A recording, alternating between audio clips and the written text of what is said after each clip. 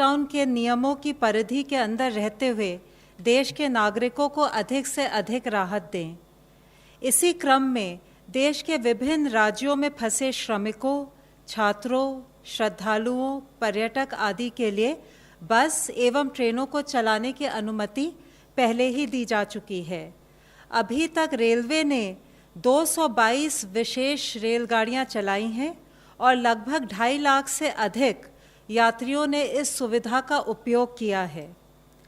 जैसे मैंने बताया था, इस श्रृंखला में अगली कड़ी में अब सरकार का प्रयास है कि विदेशों में फंसे हुए नागरिकों को चरणबद्ध तरीके से भारत वापस लाएं। यात्रा की व्यवस्था नॉन शेड्यूल्ड कमर्शियल फ्लाइट्स और नौसेना के जहाज़ों द्वारा की गई है, जिसकी प्रक्रिया 7 मई से शुरू हो गई है।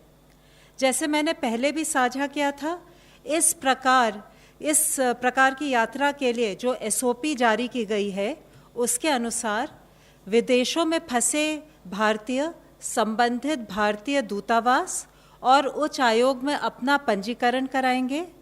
गर्भवती महिलाएं, छात्र, वीज़ा अवधि समाप्त होने वाले व्यक्ति, मेडिकल इमरजेंसी केसेस इत्यादि को यात्रा में प्राथमिकता दी जाएगी।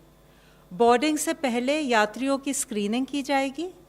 केवल एसिम्प्टोमेटिक यात्रियों को ही यात्रा की अनुमति होगी।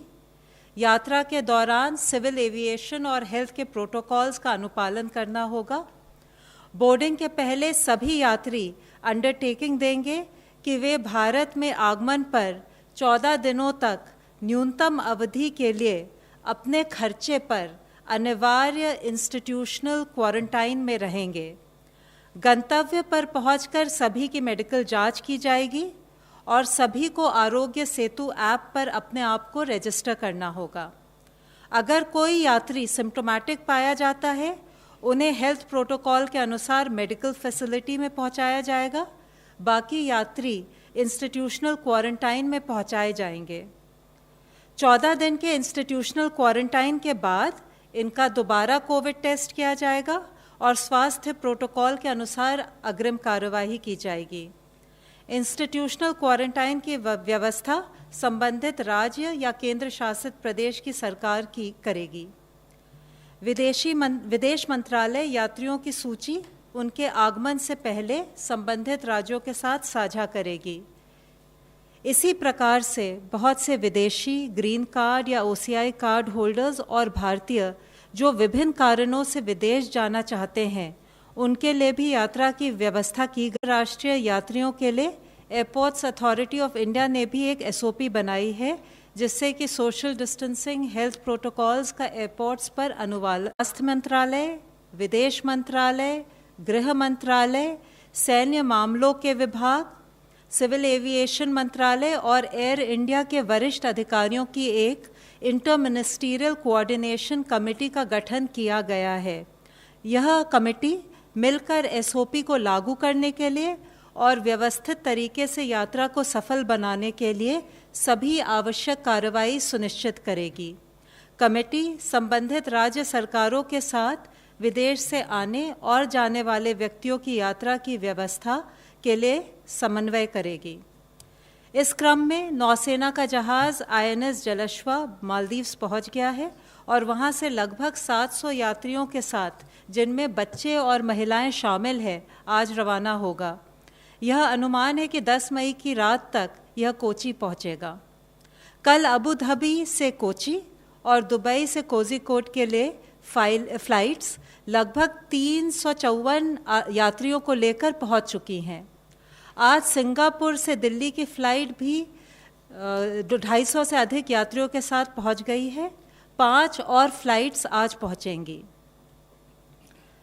जो OCI कार्ड होल्डर्स और विदेशी भारत में लॉकडाउन की वजह से फंसे हुए हैं, उनके वीज़ा सुविधा और कॉन्सुलर सेवाओं के संदर्भ में कई महत्वपूर्ण निर्णय लिए गए हैं।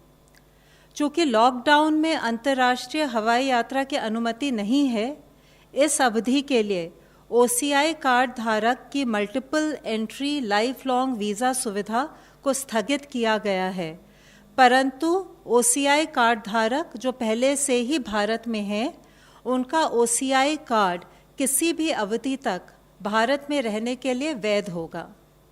प्रतिबंध के दौरान अगर OCI कार्ड धारक बहुत आवश्यक कारणों से भारत की यात्रा करना चाहें तो वे भारतीय मिशन से वीज़ा के लिए संपर्क कर सकते हैं। जिन विदेशी नागरिकों का वीज़ा एक्सपायर हो रहा है उनके ऑनलाइन आवेदन पर उनके वीज़ा को ग्रेटिस आधार पर यानी बिना शुल्क लिए एक्सटेंड किया जाएगा। ये सुविधा रेगुलर या ई-वीज़ा दोनों के लिए उपलब्ध है। इस एक्सटेंशन पर ओवरस्टे की पेनल्टी नहीं लगेगी।